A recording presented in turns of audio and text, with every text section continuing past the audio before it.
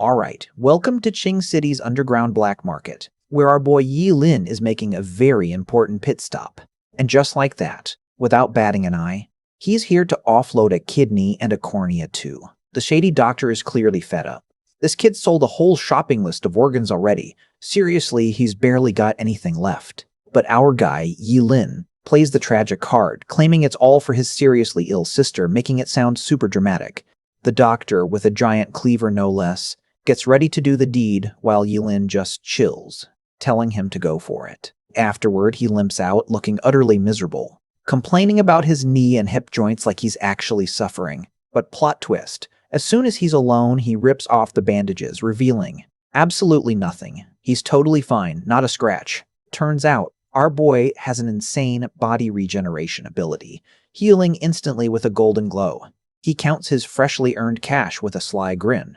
This 30 grand is exactly what he needs for a job transfer ritual. Then, he casually admits his whole sick sister story was a complete fabrication. He finally introduces himself, Yi Lin, a transmigrator and a textbook orphan with no sick sister or dying mom. This world is crawling with monsters and dungeons, and surviving as an orphan was brutal until he found his unique power. That power is literally body regeneration, letting him heal from anything, even regrowing missing organs or limbs in minutes. He's been selling his organs to stack up 100,000 yuan, all for the expensive class transfer ritual, which he needs to get stronger, because only by doing this can he truly thrive in this dangerous world and protect the people he actually cares about. Our boy Yi Lin is absolutely buzzing today because it's the official class transfer ritual. But Ms. Wang and some classmates are totally thrown, wondering how a poor student like Yi Lin even afforded the hefty class transfer fee. Our guy then pulls off a dramatic act, grabbing Ms. Wang's hand and confessing he had to take out a massive class transfer loan.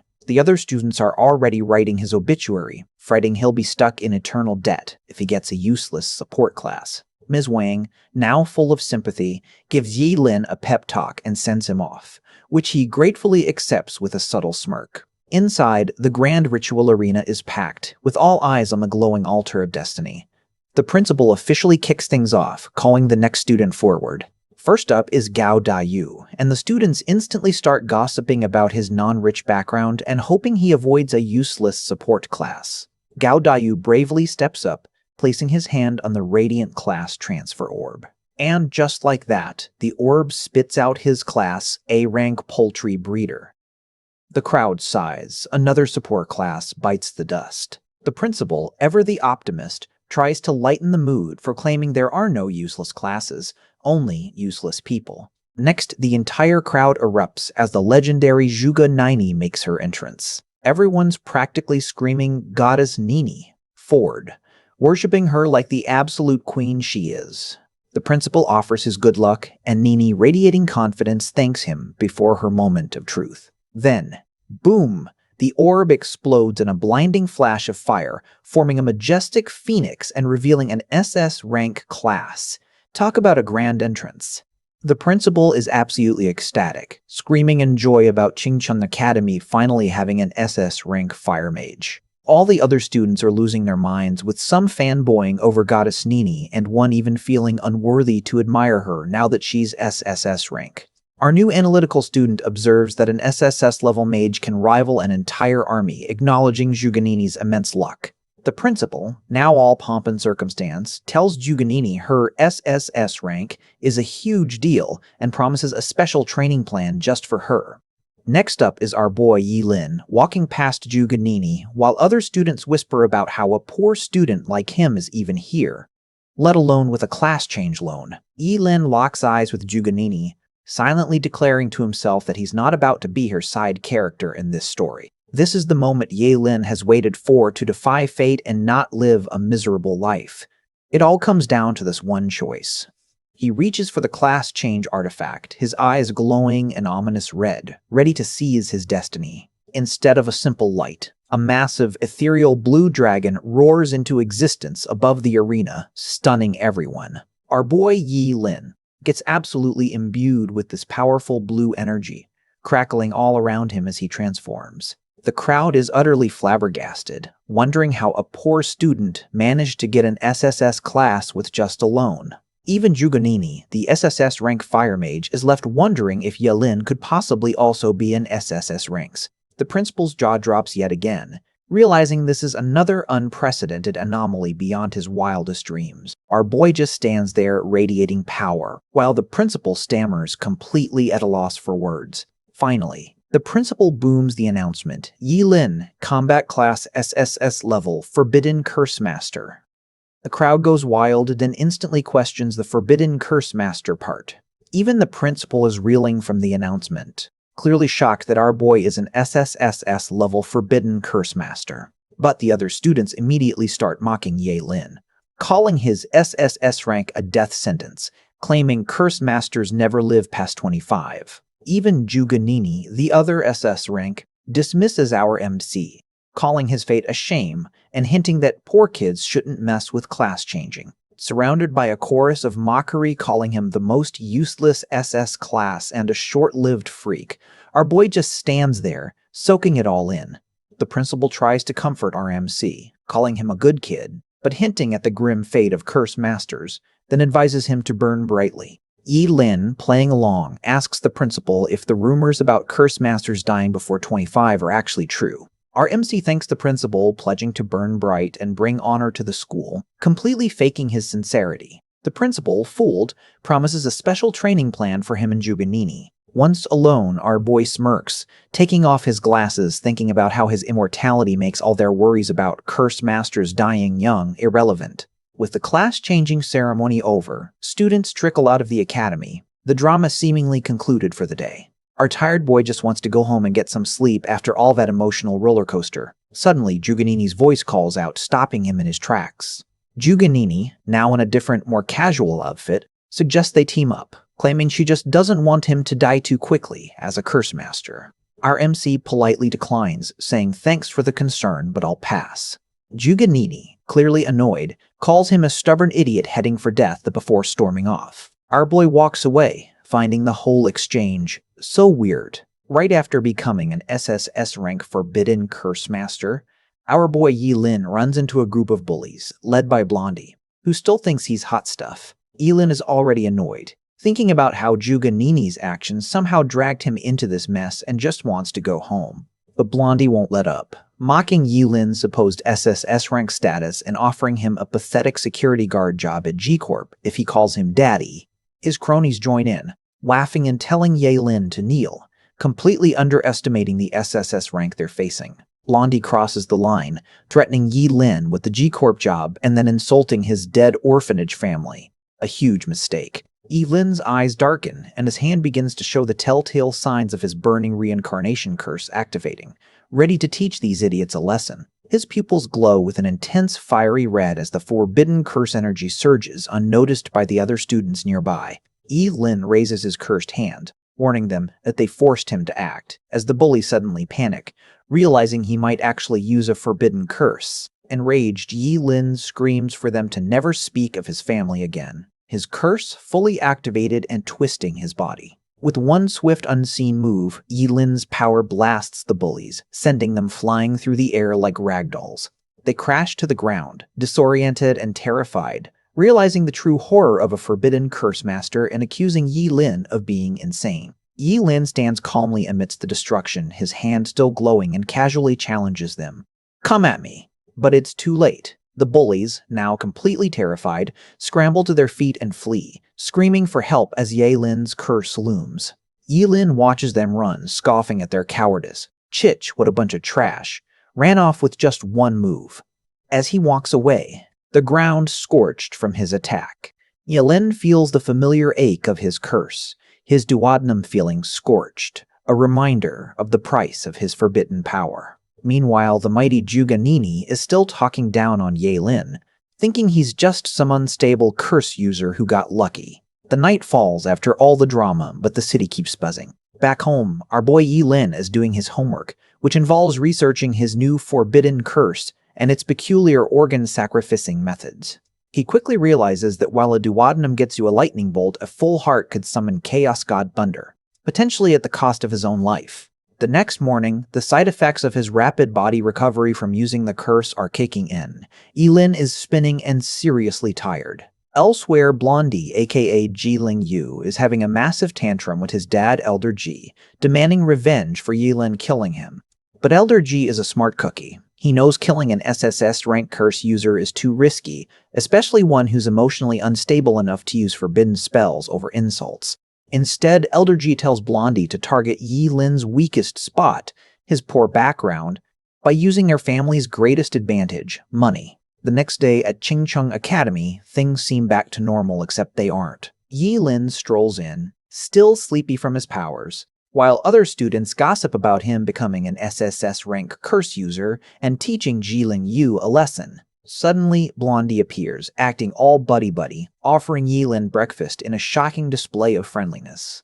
Yilin, ever the cautious one, immediately suspects a trap, asking if Blondie is trying to poison him. Blondie quickly changes his tune, claiming gratitude and saying Yilin's lightning strike woke him up and made him realize he was wasting his life. Our boy is not buying it for a second, bluntly telling Blondie to cut the like lightning nonsense and just say what he wants. That's when Blondie drops the bombshell. He wants to call Yilin Big Bro. Our boy Yilin is absolutely bewildered when Blondie Jiling, who he just beat up, asks to call him Big Bro. But Blondie, with a straight face, claims that the beating made him reflect deeply and realize he needs a great role model. He even offers to pay Yilin tuition for being his role model, asking for his bank account details right there on the spot. Yilin, ever the businessman, gives an account number and casually demands $2 million as the first term's tuition. Blondie's jaw practically hits the floor. But in a shocking display of obedience, or perhaps fear, Blondie agrees instantly and says his dad will send the money right away. Mission accomplished for Elder G, but at what cost? Elsewhere, the Novice Secret Realm opens its shimmering portal, signaling the start of a new test, with candidates from various academies ready to enter. Yilin and Juganini stand front and center with their classmates, receiving cheers as they prepare for the challenge ahead. Meanwhile, the principal is having the time of his life, gloating to rival school elders about Qingcheng High having 2 SSS class students this year. He keeps pushing, asking the silent elders why they're not saying anything, completely missing their seething jealousy. The rival elders, unable to stomach his bragging, quickly make their excuses and storm off, leaving the principal to bask in his own glory. Back at the realm, the call goes out. All examinees begin entering the field. A rush of energy sweeps through the arena. Just before entering, Juganini makes one last attempt to team up with Yilin, but he coolly declines her offer. Her face twists in annoyance, calling him arrogant and wishing him an early demise for refusing her powerful alliance. With a leap, Yilin dives into the portal, disappearing into the mystical unknown, ready to face whatever awaits inside. He lands in a dense forest, only to find himself completely alone, wondering if this was a random teleport or something more sinister. Yilin finds himself alone in the Novice Secret Realm, where he's greeted by a roaring leopard cat, which he casually dismisses as a little kitty. But for our Forbidden Curse Master, this isn't just a monster. It's the perfect target to test his newly acquired Forbidden spell. With a devastating blast, the level 1 monster is instantly defeated, awarding him a measly 10 XP. Yilin, ever the businessman, gripes about the low XP, wondering if it's even worth the damage to his kidneys and realizing he needs a more efficient plan. Soon a wave of monsters attacks, and our hero takes a hit. But his focus remains on gaining more experience. Surrounded by shadowy figures, Yilin steels himself, preparing for a more serious fight. With his eyes burning red, Yilin declares his intention to unleash another forbidden curse upon the unsuspecting monsters. He activates Forbidden Curse Destructive Surge, enveloping himself in a terrifying skull-shaped aura of power. With Burning Reincarnation activated, his stats double, making him confident he could even take down a level 10 monster with a world-ending Thunderstrike. But this immense power comes at a cost, as signs of rapid aging begin to appear on Yilin's hands as he unleashes his devastating attack. His hand, now visibly aged, reminds him that using this curse ages him significantly in just 5 minutes. To prevent revealing his undying body's secret, Yilin realizes he must limit his use of Burning Reincarnation to about 1 minute at most. Despite the aging effects, Yilin pushes through, ignoring vitality preservation to continue his onslaught. He activates another powerful array, preparing to unleash an even greater forbidden curse. And just like that, Forbidden Curse World-Ending Fury erupts, promising to decimate anything in its path. Our boy Yi Lin has been busy grinding, racking up some decent XP from level 2 to 6 monsters in the secret realm. And just like that, Yi Lin levels up to 3, unlocking a brand new forbidden curse. Hellfire scorches the sky. Meanwhile, Juganini, the SSS rank fire mage, surveys the aftermath of Yi Lin's fiery battle. She can't believe the sheer devastation, wondering what kind of powerful fire mage could have incinerated so many monsters to ash. The lingering glow makes her ponder if this could be the legendary hellfire she's heard about. Arrogantly, she declares herself the strongest fire user in Qingcheng, baffled by another's power that might rival her own. She deduces a human caused this immense fire wave, vowing to uncover the identity of this mysterious rival. Cut to Yi Lin, who's totally oblivious, chilling and roasting some demon pig meat over a massive bonfire. Our cunning MC, Yi Lin, enjoys his delicious meal, noting he needs to refuel after using so much energy earlier. Feeling full and recharged, Yi Lin decides it's time to venture deeper for more monster grinding. But just as he's about to leave, a familiar voice calls out his name. It's Juganini. She confronts him, demanding to know what Yi Lin is doing here in the novice secret realm. Yi Lin's internal monologue screams, not her, instantly strategizing to keep his forbidden curse powers a secret. He plays it cool, pretending to just be having a barbecue while Juganini scolds him about his unsuitable forbidden spellcaster class for solo grinding. Then, in a delicious twist, she dismisses him, saying it's too late for regrets and she won't team up, telling him to stop following her around. Our boy Yi Lin can't believe Lady Inferno's logic, thinking to himself that she might be missing a few brain cells. Lady Inferno approaches, asking Yi Lin if he's seen anyone incredibly skilled with fire manipulation, likely a Hellfire master. Yi Lin, cunning as ever, casually misdirects her, pointing away and claiming he saw a very handsome guy go in that direction, to ensure she doesn't cling to him. Lady Inferno, completely fooled, curses at Yi Lin for distracting her and making her miss the Hellfire wielder, unaware she's talking to him. Suddenly, her focus shifts as a massive level 8 dragon blood behemoth, far too powerful for a novice realm, appears before her. The colossal monster attacks, sending Lady Inferno flying or dodging with immense force.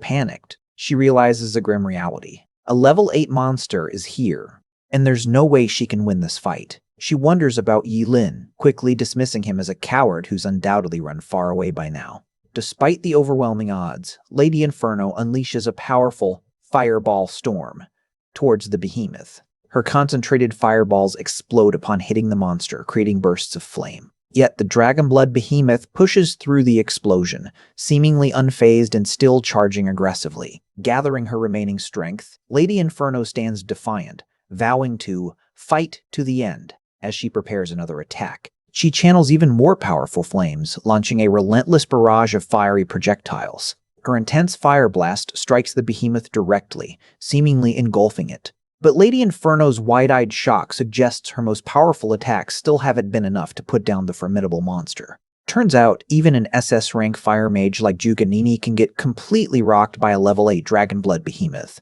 Injured and defeated, she can't believe she's about to die so humiliatingly in a beginner's realm, cursing her own arrogance. But just when all hope seems lost, a massive surge of forbidden curse. Hellfire erupts onto the scene. The Hellfire manifests into a terrifying beast-like form, ready to obliterate whatever's in its path. Juganini watches in disbelief as the level 8 monster is instantly annihilated, realizing this is the legendary Hellfire she's been tracking. Her savior emerges, shrouded in dark energy, and she humbly asked for his name to properly thank him. Our boy, in full incognito mode, gives a cool alias, Ling Yi, hiding his true identity like a pro. Juganini, still wanting to express her gratitude, presses for more information, asking which school he's from. Ling Yi internally curses her as a dumb woman, brushing off her thanks and claiming it was just a small effort before turning to leave. She tries to get up and follow, calling out to Ling Yi as he makes his exit, clearly not wanting to linger. He then delivers a classic Yi Lin combo, a warning about stronger monsters ahead, followed by a blunt suggestion for her to fix her torn clothes. Mortified by his comment, Juganini drops back down, screaming in embarrassment. But this humiliation only fuels her determination. She vows to catch up to Ling Yi one day and proudly stand by his side. Meanwhile, our cunning MC gracefully leaps through the forest, leaving behind a baffled and slightly smitten Juge Nini. Yulin then takes a moment to relax, relieved he successfully shook off that stupid girl and maintained his mysterious persona. Our boy Yilin realizes he wasted too much time playing hero with Juganini and needs to focus on grinding levels. But then he unlocks Undying, a new forbidden curse that normally costs 2.5 years of lifespan to negate a fatal injury. For anyone else, that's a huge price, but for our immortal MC, it means he's now basically unkillable for free. He can even actively use forbidden curses that typically demand sacrificing his heart or head, making him even more broken. With this new power, Ewan plans to grind levels like crazy, confident that nobody can stop his rampage. Fast forward to day 3, the final day of the Secret Realm test, and the crowds are gathered, buzzing with excitement. Principal is there, beaming, ready to brag about his SSS rank students, much to the annoyance of rival school elders. They chat about the current record, level 11, held by another academy student, and Principal confidently declares his students will break it. Just then, a mysterious new figure arrives, making a grand entrance and observing the scene. It's Juga Chenxing, Nini's dad and Chengcheng's top astrologer, here to support his daughter. He asks if Nini caused any trouble, but Principal reassures him she's the academy's pride. Suddenly, the portal glows, signaling a student is finally emerging from the secret realm. Everyone's surprised, thinking it's too early for anyone to be done, wondering if the student got hurt. And who else but Juga Nini, looking a bit disheveled but clearly not injured, steps out. She greets her dad and Principal, who immediately asks about her level.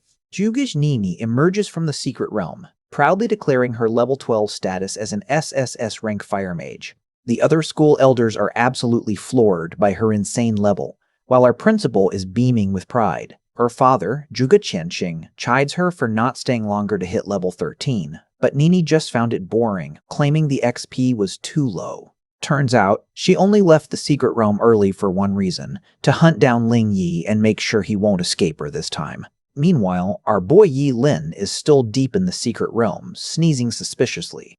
Completely unaware he's the subject of Nini's determined chase, he's actually been so efficient at grinding XP that he's wiped out all the level 10 monsters in his area, leaving nothing left. Time for a power-up. Yi Lin decides to test out his newest forbidden curse, Instantaneous Dance, which offers a massive agility boost in exchange for an organ. Yi sacrifices a kidney, just a casual Tuesday for our MC, and instantly gains 10 times his normal agility, moving at terrifying speed.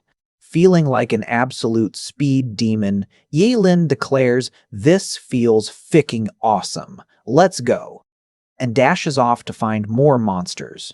He's just a blur now, covering ground at insane speeds across the secret realm. He quickly spots a trio of intimidating 3-headed storm mantises, ripe for a brutal fight. "All mine," he declares, already strategizing his attack on these new targets. To make things even faster, he activates yet another forbidden curse, sacrificing his bladder this time to unleash more power. Then he unleashes the forbidden spell, Ashen Fierce Thunder, wiping out his foes in an instant with a powerful blue blast. Back at the exit, exhausted students are pouring out of the secret realm, relieved to be alive, while Juga Nini stands coolly, awaiting her prey. Juga Nini grows impatient, wondering where Ling Yi could possibly be as the novice secret realm test nears its end. An announcement blares, signaling only 5 minutes remain for all candidates to return from the secret realm. Other elders comment on Juga Nini's impressive record, but note the mysterious absence of Chingcheng Academy's other SSS rank student. With only 3 minutes left, Juga Nini gets increasingly frustrated, convinced she hasn't missed Ling Yi at the entrance. Just then she spots a figure emerging, and her eyes light up with recognition and excitement, convinced it's him. But her excitement quickly sours as Yilin calmly steps out of the secret realm, asking if there's a problem with him showing up as time expires. Juga Nini's disappointment turns to pure disdain as she cruelly dismisses Yilin, calling him a coward and telling him to stay away. Unfazed by her dramatic outburst, Yilin mutters to himself, wondering what's wrong with the psycho girl.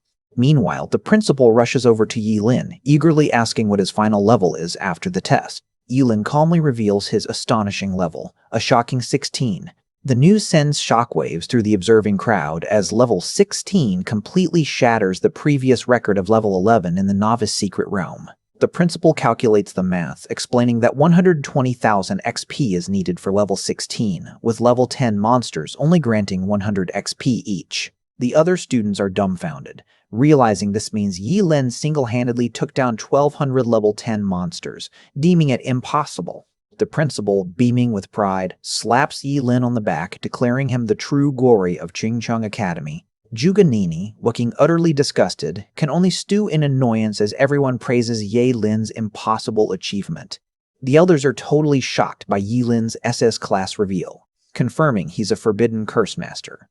But the other students are already writing off our boy, mocking his life-for-fame approach, and betting he won't make it past 20. Even the other school principals question Yi Lin, asking if he was forced by Qingcheng's principal to sacrifice his life for school honor. The principal quickly shuts them down, claiming he's a man of integrity and would never endanger a student's life. Yi Lin, ever the actor, plays the role of the tragic hero perfectly, declaring he chose this path voluntarily to prove himself from a humble background. The principal and a female student are completely bought, praising Yi Lin's grand ambitions and acknowledging him as the undisputed top student. Then Juga Nini's father, Juga Qianxing, steps in, offering Yi Lin his contact card and hinting at future support. But Nini, still fuming, interrupts to loudly declare that Ling Ye, Aka, are Yi Lin, but she doesn't know it, will definitely be stronger. Her father, Juga Qingying, looks amused and asks who this talented Ling Ye character even is. The other principals haven't heard of Ling Ye, but Nini adamantly insists he's a genius and will prove himself soon. Yi Lin just smirks to himself, thinking Nini is a stupid woman for still waiting for a phantom Ling Yi that's already standing right in front of her. With the formalities over, Yi Lin bows out gracefully, reminding everyone that the formal exam is just 3 days away. Test time's officially over and Nini is still waiting for Ling Yi, furious that he didn't show up and, naturally, blames Yi Lin for it. Nini practically begs her father to believe her about Ling Yi's genius, revealing he even saved her life inside the realm. Her father, seeing her sincerity, understands that Nini left the secret realm early just to find this mysterious Ling Ye. Nini's dad, Juga Qianxing, raises an eyebrow, asking if Ling Yi, the mysterious hero, could actually be our boy Yi Lin. But our fiery SS rank Nini instantly dismisses the idea, claiming Ling Yi has supreme mastery of fire, unlike that coward Yi Lin. Her dad just shrugs and agrees. Meanwhile, somewhere, our boy Yi Lin has a sudden suspicious sneeze. Dodik, and knows exactly who's bad-mouthing him. Must be that stupid woman Juga Nini, he thinks, lounging casually. Suddenly, a knock at the door, making Yi Lin wonder who can be calling on him. Turns out it's a slick-looking manager Wang from Qingcheng Brain King Oral Liquid Company, here to see the new record breaker. Manager Wang wants Yi Lin to endorse their product, promising substantial remuneration for the SSS class student. Always the shrewd businessman, our boy asks for an exact number, and Manager Wang gives him a hand signal. He then reveals a staggering 3 million offer. Whoa, that's a lot of kidneys. Manager Wang goes into a full sales pitch, claiming the liquid boosts brains, intelligence, cell regeneration, and even makes you years younger. Yi Lin, ever the practical one, thinks that fee is totally worth several of his spare organs. Fame definitely pays. So, our boy, always ready for a new income stream, downs the mysterious Brain King liquid. He notes it tastes okay, kinda sweet, which is nice. But then a sudden wave of dizziness hits him. Uh-oh, that's not good. And just like that, Yi Lin is out cold on the couch. Manager Wang, the sneaky snake, reports to his boss that the plan worked perfectly, asking for the next step. Our boy just got drugged and kidnapped. In a shadowy alley, one of Ji Yugen's henchmen questions why they went to such lengths just to abduct this student. Ji Yugen, revealed as the boss, dismisses his minion and issues a chilling warning. Violators will be killed. He then marvels over unconscious Yi Lin, realizing all the organs our boy previously sold him have miraculously regenerated. Ji Yugen gloats, convinced he's on the verge of mastering the secret of organ regeneration with Yi Lin as his key. He envisions gaining supreme power and wealth, seeing the most powerful people kneeling before him, all thanks to our MC. But his self-congratulatory fantasy is abruptly interrupted by a sudden realization. To Ji Yugen's shock, Yi Lin is awake and calmly sitting up, completely unaffected by the powerful sleeping drug. Ever the pragmatist, Yi Lin casually asks Ji Yugen how he managed to track him down. Ji Yugen drops the pretense, revealing himself as Ji Yugen, Phantom Blade, level 20, and warns Yulin to surrender or lose his limbs. Yilin prepares for battle, surrounded by his mystical energies, but decides against using fire to avoid burning down the entire building. Instead, he unleashes a new forbidden curse, Eternal Freezing Gaze, sacrificing an eyeball to freeze everything in sight. Ji Yugen is instantly encased in a block of ice, utterly bewildered by the sudden attack. He tries to hack his way out with his blade, but the ice remains impregnable, mocking his efforts. Panicked, Ji Yugen screams in disbelief, furious that a level 16 like Yi Lin could defeat a level 20 like him in a single strike, calling our boy a monster. Yi Lin, now in control, calmly sits back down and interrogates Ji Yugen about who else knows of his regeneration ability. Our guy Yi Lin is ready to finish this, telling the now-named Ji Yugen he'll make it quick, and quick it is. Ji Yugen, a level 20 Phantom Blade, is screaming as Yi Lin's Eternal Freezing Gaze shatters his ice prison with a single punch. With Ji Yugen defeated, our boy casually mentions he needs to sacrifice the stomach first, after drinking that nasty brain liquid, showing off his regeneration again. It turns out Yi Lin didn't just take down Ji Yugen, he wiped out the entire crew in a flurry of freezing power. Yi Lin interrogates a trembling henchman, demanding to know who's the real boss, but the guy's too scared to talk. But a little forbidden curse power display changes his mind real fast. Suddenly he's spilling all the beans. The henchman reveals their big boss is Qing Cheng's underground king, Kansen. Yi Lin is surprised. Kansen is also known as one of the city's top philanthropists. Talk about a twisted identity.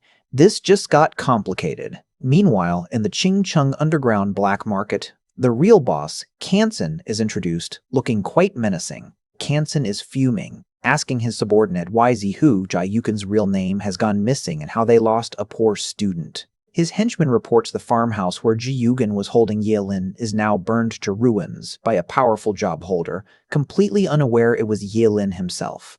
Enraged, Kansen orders his people to find the missing Ji Yugen and the mysterious job holder immediately, setting up a new major conflict. Suddenly, we cut to Blondie, who's now picking up Yi Lin outside a huge mansion, clearly still playing his subservient role. Blondie awkwardly brings up the 2 million you asked for, indicating Yi Lin's extortion game is still on. But Yi Lin, ever the cunning one, scolds Blondie for bringing up money now, saying since Blondie calls him boss, money is a small matter, and he's accepted him as an underling. This kid is ruthless. Blondie plays the devoted follower, inviting Yi Lin to the Ji family home, all part of Elder Ji's cunning plan. Blondie inwardly gloats, convinced Yi Lin is a gullible fool, just as his dad predicted. Our boy, however, is wary, knowing Kansen's underworld cronies might just try to snatch him right out of the Ji family's clutches. Entering the opulent Ji estate, Yi Lin is greeted by a line of maids, a clear display of the family's immense wealth. Yi Lin, ever the pragmatic one, is just thinking about how different life is for the rich, clearly appreciating the lavish display. Blondie, still trying to impress, offers Yi Lin a maid for his room, and our guy, playing along, agrees with a mischievous grin. But when the maids actually move to help him change, Yi Lin dramatically backs off, claiming he was just joking, while subtly maintaining control. Blondie insists Yi Lin shouldn't be shy and promises a big event later, continuing his facade of friendship. Our curious MC asks about this big thing, but Blondie stays coy, hinting at a surprise. Later, Blondie brings Yi Lin to Qing Cheng's annual auction, a high-stakes event where all the city's elites gather. Blondie offers to introduce Yi Lin to important figures, but our pragmatic boy just wants to fill his stomach first. Blondie, observing Yi Lin's hunger, dismisses him as inexperienced poor people, completely underestimating our cunning MC. Meanwhile, Yi Lin happily devours the snacks, musing about needing to compensate his stomach after his recent organ-selling escapades. Mid-snack, Yi Lin gets a surprise call from off-panel. It's Jugenaini, who recognizes him, accompanied by a new character, Lu Yanwei, asking who our boy is. At the auction, our boy Yi Lin is munching away, totally annoyed to see Jugenaini again, muttering about running into that stupid woman. Nini's friend, a new character with short gray hair, asks if the genius boy who controls fire, Nini, met in the secret realm is Yelin. Nini scoffs, calling Yelin a coward who ran during her fight with the dragonblood behemoth, unaware she's insulting her savior, Ling Ye. Yelin just smirks, thinking how funny it'd be if that stupid woman knew he was Ling Yi. Meanwhile, Blondie is busy introducing Yelin to his cronies, proudly declaring him his boss? Ji Ling Yu's boss. The cronies are confused, thinking Blondie's joking. But he quickly shuts them down, hinting at Yelin's impressive level. Blondie reveals Yelin is level 16, which blows everyone's minds, especially since he ranked first in the novice secret realm.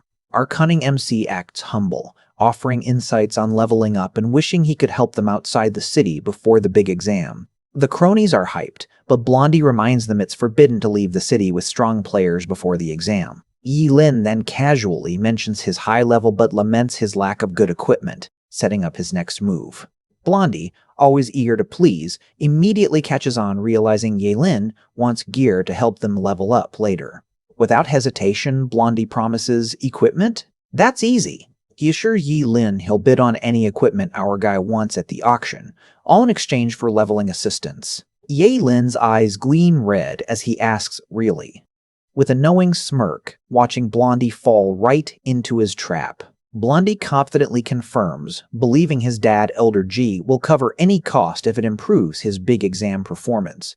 What this idiot doesn't know is he's getting played hard. The auction is officially underway, with a new female auctioneer welcoming the distinguished guests. She introduces herself as Ching Ching, the auctioneer for the Treasure Pavilion auction house. Everyone hopes to snag the items they've been eyeing.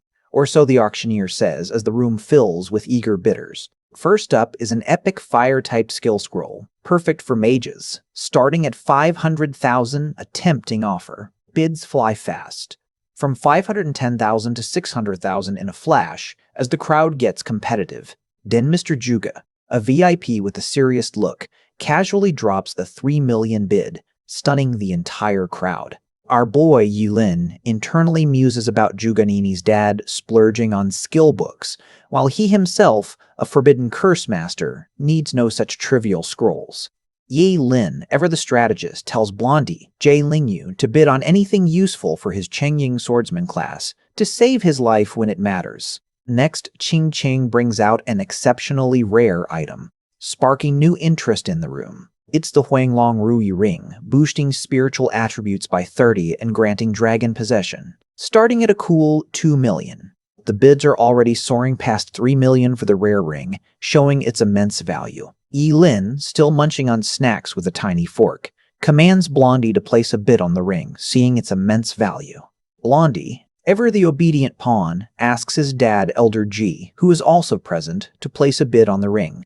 Elder G, with a cunning smirk, bids a whopping 8 million, plotting to use the ring to invest in Blondie's status and retrieve it from Yelin once our boy expires from his curse. The auctioneer's voice echoes, 8 million, going once, going twice, woikwice, leaving us on a tense cliffhanger. Elder G, Blondie's cunning dad, ups the ante to 10 million for the ring, already plotting how to use it. Suddenly, Kansen, the king of the underground himself, shows up and greets Elder G, making everyone wonder why he's here. Our boy Yelin, however, immediately recognizes Kansen as the true mastermind behind his recent kidnapping. Gotta play it cool, Yelin thinks, pulling down his glasses to avoid Kansen noticing him right now. But Kansen isn't here for polite greetings. He's furious at Elder G for killing his men and destroying his farm. Elder G plays innocent, denying everything, then casually bids 12 million on the ring, clearly trying to provoke Kansen. Kansen, seeing the challenge, accepts the bid war, his eyes promising a long, drawn-out fight. Meanwhile, Kansen's intel confirms the G Group's car was definitely at the scene of the warehouse attack, solidifying his suspicions. This evidence fuels Kansen's rage, and he silently vows to make the entire G family pay for messing with him. The spiritual attribute ring is sold for 12 million, and Elder G, still trying to buy Yelin's favor, presents it to him. Yelin, playing along, thanks Uncle Lee, Elder G, while Blondie asks his dad about the mysterious Kansen. Elder G explains Kansen is the underground king, trying to go legitimate, but now seemingly trying to interfere with the G Group's business. Ever the schemer, Yi Lin advises Elder Ji to be cautious of Kamsen, knowing full well he's stirring the pot between the two villains. The ring is a powerful Emperor Dragon Ruyi ring, boosting spiritual attributes by 30 and luck by 10, a perfect fit for our cunning MC. Our boy Yi Lin, now rocking his new powerful ring, promises Elder Ji he'll help Blondie get into a prestigious school, all while secretly planning his next move. Elder Ji, with Blondie by his side, tries to butter up Yi Lin, acting all chummy and offering to buy him any equipment he needs. Yi Lin, playing the exhausted prodigy, lets Blondie lavish him with gear, while Blondie still thinks he's successfully bought our boy's loyalty. First on the shopping list is an Azure Thunder Ring, boosting spiritual attributes and lightning abilities, a solid start for our cunning hero. Next up, a Molten Moon necklace appears, promising a hefty plus 200 to spiritual power. Yi Lin's definitely getting an upgrade. And finally, a dual yin-yang bracelet that not only amps spiritual attributes, but also improves healing, especially useful for someone with an undying secret. Our boy Yi Lin, ever the strategist, decides he needs all these shiny new toys, especially the healing bracelet to keep his true nature hidden. Then, Yi Lin grabs a powerful sword, the Starfall Fracture, knowing it'll supercharge his level 10 nullifying spell, while Blondie just watches, oblivious. With a dramatic flourish and a massive spirit beast behind him, Yi Lin declares them invincible for the upcoming exams, and Blondie can't help but get hyped. Meanwhile, Juganini, fuming in her bath, still can't believe the Ji family is trusting a coward like Yi Lin, completely unaware he's the Ling Yi she seeks. Soaking in the tub, Nini sees over the Ji group, dropping over 100 million on equipment for someone like Yi Lin, convinced they must be scheming something behind the scenes. A servant interrupts Nini's thoughts with exciting news. Miss Lu has arrived with crucial information about the mysterious Ling Yi. Nini wastes no time, leaping out of her bath to meet them, desperate for any shred of info on our hidden hero, Ling Yi. Now dressed, Nini quickly confronts Lu Yanwei, asking immediately if she has any updates on Ling Yi. Lu Yanwei introduces Nini to Investigator Huang, claiming he holds the keys to Ling Yi's whereabouts. Investigator Huang greets Nini, promising information on Ling Yi. But with an ominous warning, it's not good news. What's going on now? Juganini and a new gray-haired lady are listening intently as a mysterious man in a suit speaks. This Investigator Huang, with an eye patch and serious demeanor, drops a bomb, a farm was burned down, people died, and the fire energy was traced back to Ling Yi. Nini is absolutely furious, instantly denying that her Ling Yi could be a killer, shouting that he saved her life. Her friend Liu Yanwei tries to calm Nini down, while the investigator asks who this Ling Yi even is. The investigator explains that Ling Yi used hellfire to one-shot level 8 enemies, but they couldn't find anything else about him, making them suspect another powerful user. Then comes the shocking reveal. Their investigation points to the high possibility that Ling Yi is actually Yi Lin. Nini is in complete disbelief, yelling that Yi Lin is a coward who ran away from her and could never use hellfire. She's so sure of herself. Investigator Huang's eye glows eerily as he presses Nini, asking if she's truly certain. With a lie detection overlay, Nini vehemently insists she's the only one who's seen Ling Yi in person, and he absolutely couldn't be that coward Yi Lin. The polygraph expert, Investigator Huang, surprisingly concludes that Nini isn't lying, meaning Yi Lin is not the murderer. He dismisses Nini, asking her to contact him with any new info. Nini, still committed to finding Ling Yi, promises to cooperate if she finds anything. Meanwhile, our boy Yi Lin, still playing innocent, is being dragged away by Blondie, asking where he's being taken. Blondie, ever the eager servant, proudly shows Yi Lin the place he found to test out his new equipment. They arrive at the Transferee Guild, where a staff member offers practical training. Blondie tells her his boss wants to test gear. When asked for his level, Yi Lin calmly states level 16, shocking everyone present and leaving us on a cliffhanger. Our boy Yi Lin, still at level 16, casually asks the guild staff member for a training room designed for level 40 and below, leaving Blondie, Jay Lingyu, and her utterly baffled. Undeterred by their disbelief, Yi Lin confidently steps into the massive level 40 training room, ready to make a statement. The room is filled with an army of training dummies, each representing a level 40 opponent, waiting to be challenged. With a resounding clang, all the level 40 dummies activate simultaneously, prepared to overwhelm our hero. Yilin just smirks, noting the absence of cameras, which means he can finally go all out with his forbidden curses. He instantly unleashes his life sword, combined with curse spell, burning reincarnation, charging headfirst into the robotic horde. The room erupts in a blinding flash of blue energy as Yilin effortlessly obliterates the level 40 dummies. With a powerful sweeping motion, he showcases the devastating might of his curse spell, Life Sword. Standing amidst the wreckage of defeated dummies, Yilin casually declares the Life Sword a success and is eager to test his other forbidden curses. Meanwhile, outside the room, a nervously sweating Blondie explains to the guild staff member that boss Yilin trains a bit crazy due to an upcoming exam. The guild staff member, maintaining her calm exterior, simply hopes that all his intense training will yield good results. Yilin exits, feigning exhaustion, and cheekily asks if he'll be charged for destroying the level 40 training room. The guild staff member, ever professional, assures him that if a level 16 can demolish a level 40 room, it only means their equipment was subpar, so no charges apply. Satisfied with her answer, Yilin tells Ling Yu, Blondie, they're leaving as the guild staff member watches them depart. But the moment they're gone, the guild staff member's composure completely shatters as she peeks into the utterly obliterated training room, her eyes wide with shock. Oh, the destructions are real. Kanson's fury over the farm wasn't just talk. Someone screaming, "Havens! Ah!" as total chaos unfolds. Next, we see the fancy G family residence, a clear target after Kanson's earlier threats. Inside, G's guards are falling fast, terrorized by an unseen force that's taking them down. One poor guard is completely overwhelmed, wide-eyed and paralyzed by sheer fear. Meanwhile, Elder G is chilling in his study, asking what's going on outside, completely clueless to the storm brewing. But then, a desperate butler bursts in, screaming, "Master, run quickly!" As a shadowy figure closes in, the loyal butler collapses, clutching his chest, a warning cry choked by the unseen attacker. So much for G's security.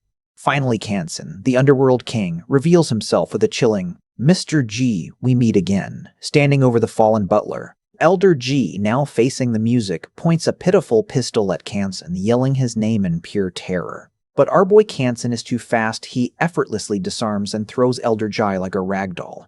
Kanson then mocks him. "You're a fool for using a gun against an awakened." Proving Elder G's influence means nothing here. One of Kanson's now subdued guards reports a fail. They couldn't find the real targets.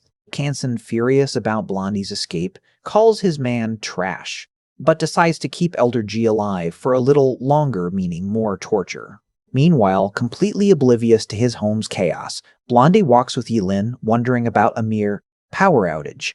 Our cunning Yilin, however, gives a knowing look. He's clearly aware of the real reason for the power outage. Blondie smells blood, and our two boys rush towards the G family estate, completely unaware of the chaos Kanson unleashed. They open the door to a horrifying scene. The entire G estate has been ransacked and guards lie dead everywhere. Blondie is utterly horrified, trying to deny this bloody massacre is his home, while Yilin, ever the actor, feigns concern. Panicked, Blondie searches frantically for his father, Elder G, and other family members amidst the destruction. Our boy finds a chilling note left behind and calls Blondie over to read it. Blondie rushes over, clearly desperate for answers. The note is a direct threat from Kanson. Bring Yilin to the underground black market, or Elder G will suffer every 6 hours. Enraged and heartbroken, Blondie immediately knows Kanson is behind it, swearing revenge. Yilin pretends the kidnapping is his fault, urging Blondie to hide while he saves Elder G, but Blondie is too furious to listen. Our pragmatic hero quickly knocks Blondie out, realizing he'd only be a liability in his current state. As Blondie slumps unconscious, Yilin reassures him, promising to bring his father back safely. He gently lays Blondie on a bed, knowing full well he's about to walk into a trap that's all about him. With a determined glint in his eye, Yilin faces the camera, promising Kanson a terrifying showdown with a curse master who doesn't care about his own life. Meanwhile, at the Qing City underground black market, Kanson's goons stand guard, waiting for their unexpected guest. But Yilin is already on his way, eyes glowing red and multiple weapons strapped to his back, ready to show Kanson exactly what a forbidden curse master can do. Our sneaky boy Yilin, disguised in a mask and glasses, thinks he's fast enough to infiltrate Kansen's black market hideout without a hitch. But, plot twist, he's quickly discovered, much to his surprise, by one of Kansen's smirking henchmen. Cornered and lit up by laser sights, Yilin gets taunted by the henchmen for trying to hide in this era. Turns out, this black market boasts high-tech infrared night vision, as the henchmen tell him Kansen has been waiting, deciding stealth is overrated. Yilin drops the silent approach and prepares to just rush in directly. Time for the big guns. Our boy activates his curse spell, Burning Reincarnation, transforming with a massive surge of dark energy. Kansen's henchmen are instantly terrified, realizing this isn't just some ordinary guy they're dealing with. To amp up the power, Yilin sacrifices his left kidney, yelling about the pain, while his body shows signs of rapid aging. The foolish henchmen, completely underestimating him, follow orders to shoot the troublesome guy. But our MC just hangs there, bulletproof and smiling as the shots fall harmlessly around his cursed form. Then, with a massive burst of dark energy, Yilin unleashes his terrifying forbidden curse. The henchmen watch in horror as their comrades are engulfed and vaporized by Yilin's overwhelming power. Moving with incredible speed, Yilin activates Fleeting Dance, ensuring no one who saw his true power can escape to tell tales. He stands victorious amidst the chaos, calling out Kansen directly. "Kansen, your master is here." And just to show off, he unleashes a powerful wing magic, Wind Blade, attack, ready for the main event. Our boy Yilin springs into action, his glowing sword drawn as he charges forward, his opponents barely able to keep up. He calmly assesses his first opponent, a wind type awakened above level 30. But Yilin's confidence doesn't waver. Yilin faces off against two of Kansen's top goons, a cocky brown hair suit guy and a sneering black bob suit lady, who confidently state their boss wants him alive. With a chilling smile and glowing eyes, Yilin warns them, "You're unlucky, as I have my sword with me."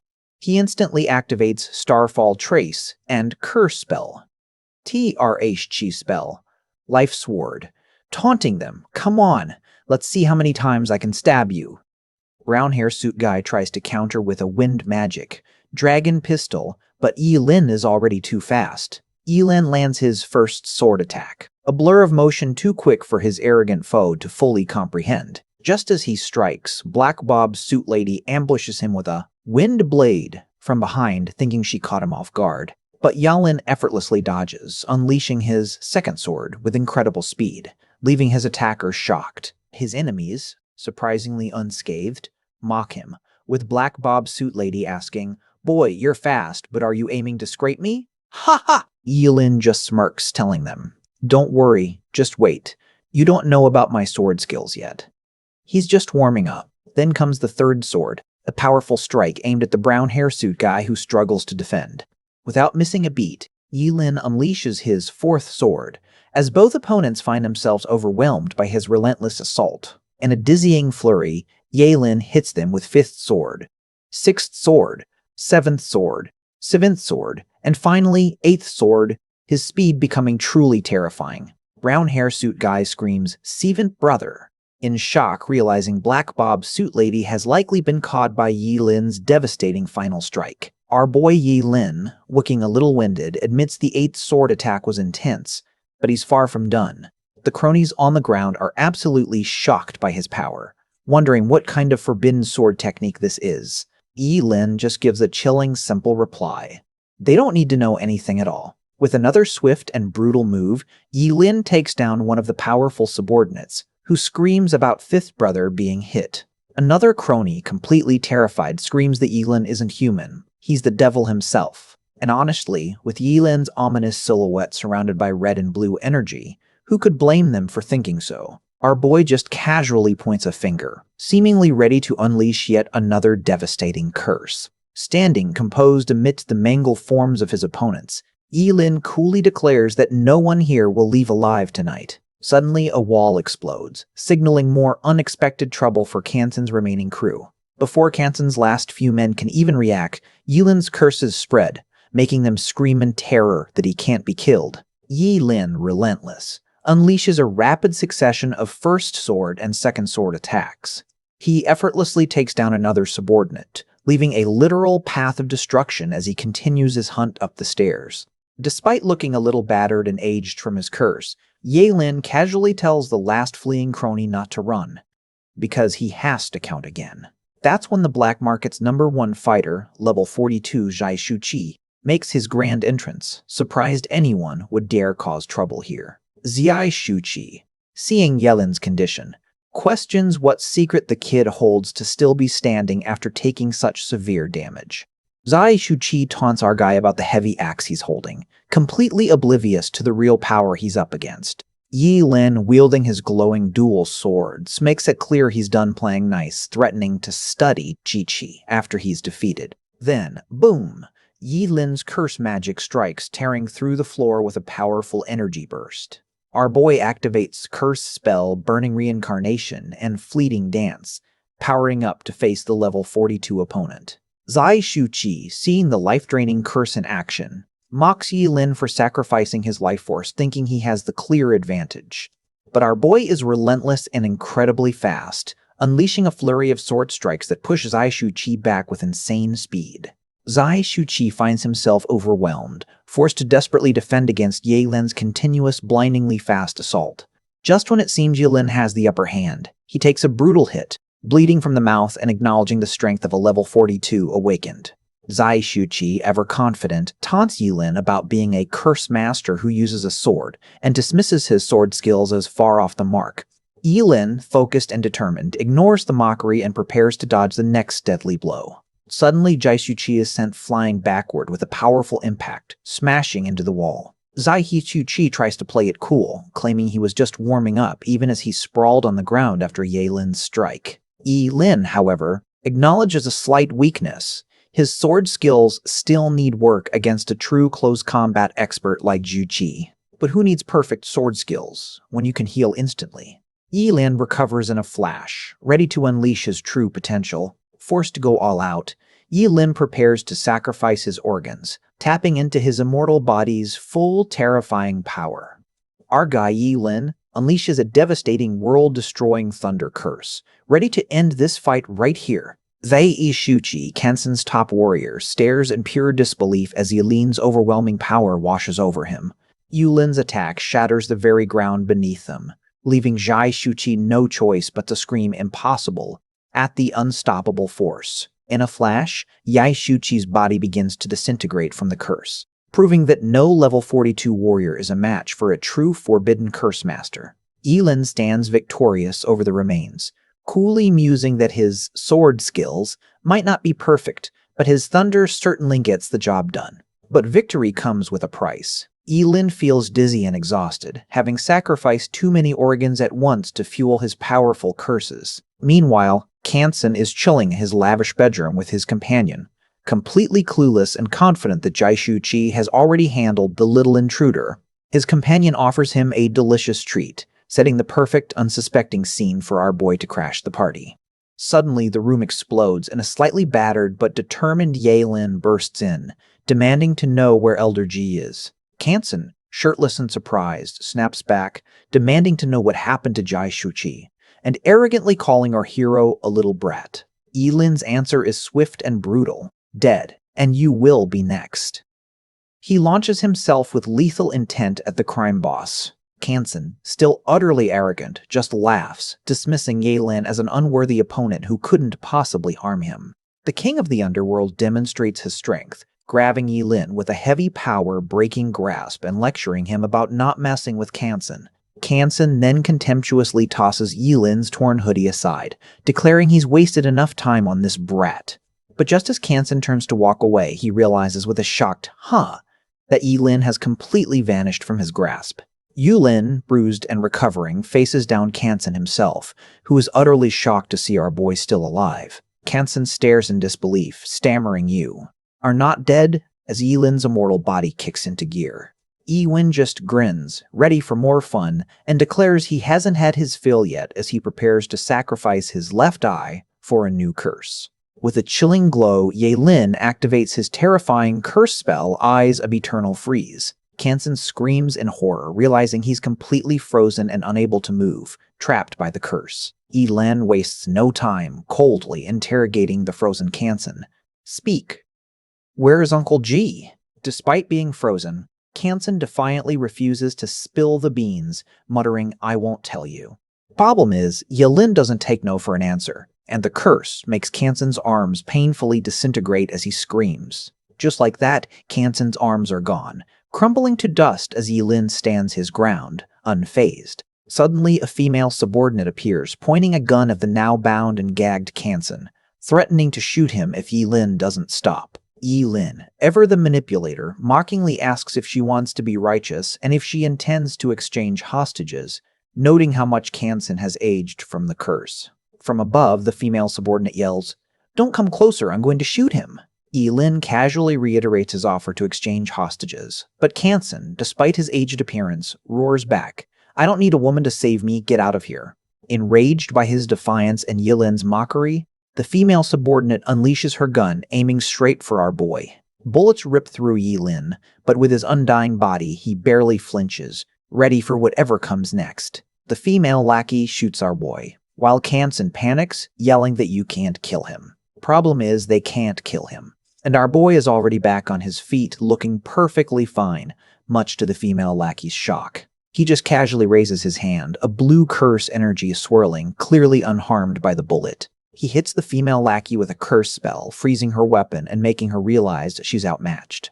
The male lackey, Sen, bravely tries to protect his comrade, screaming at Yelin to kill him instead. But our boy finds him so noisy and quickly shuts him down. And just like that, the loyal lackey is incapacitated, lying on the ground, leaving the female one stunned and Yelin still in control. Yulin grabs the defeated Sen, while the female lackey, now terrified and crying, asks if she'll be next. Our boy, ever the cunning strategist, spares her, stating he never kills women and letting her go free, with Sen's body as his trophy. The female lackey is left completely shaken, her eyes wide with fear and confusion after witnessing Yelin's power. Meanwhile, the black market is utterly decimated, with massive magical energy tearing through the city skyline. Back at the G family mansion, a relieved Blondie welcomes his father, Elder G, home, who is now recovering in bed. Blondie is overjoyed and tearful, while Elder G, though injured, reassures him that the G family will be fine as long as he's alive, with Yelin subtly observing. Elder G, bandaged and weak, then asks Yelin how he was rescued as he was unconscious during the whole ordeal. Yelin smoothly deflects, claiming he doesn't know the details, and credits a friend Ling Ye for saving Elder G and burning down Kansen's entire black market. Elder G, now recovered, questions Yelin about Ling Yi, the mysterious master who supposedly rescued him. But our boy plays dumb. Elder G drops the topic, only reminding Yelin and Blondie to prepare for the upcoming final exam. But the peace doesn't last long as Officer Huang from the Investigation Bureau suddenly bursts in, demanding Yelin's cooperation. Our boy is now officially suspected of murder and presented with an arrest warrant, all connecting him to the fire incident he secretly caused. Yelin, ever the pragmatist, decides resisting is too much of a hassle and plays along, letting them take him in for questioning. Blondie protests the arrest, but Yelin coolly tells Elder G to bail him out like it's just a normal Tuesday. Elder G, impressed by Yelin's resourcefulness and subtle power play, promises to get him the best lawyer. Meanwhile, back at home, Juga Nini's father, Juga Chansing, bursts in with news about the Ling Ye she's been searching for. Nini gets hyped, but her dad quickly cuts her off, revealing Officer Huang is downstairs waiting to talk about Ling Ye. He heads downstairs, coughing, perhaps from the stress of the secret he's keeping. Downstairs, Juga Chansing thinks about Yelin's unbelievable feat of taking down Kansen alone, wondering when our guy will finally rely on him. Back at the Ching Cheng Investigation Bureau, things are about to get real in the interrogation room. Yelin sits calmly in the interrogation room, waiting for his grand performance to begin. Yelin declares he won't say a word until his lawyer arrives, ready to hold his ground. Officer Huang finally makes his appearance, calling Yelin a cocky kid before the interrogation even begins. Our boy Yelin, wearing glasses and still playing innocent, gets intensely interrogated by Officer Huang from the Investigation Bureau, who's demanding the thing. Officer Huang, clearly not falling for the act, tells Yelin to stop pretending and hand over the key that he took from Kansen.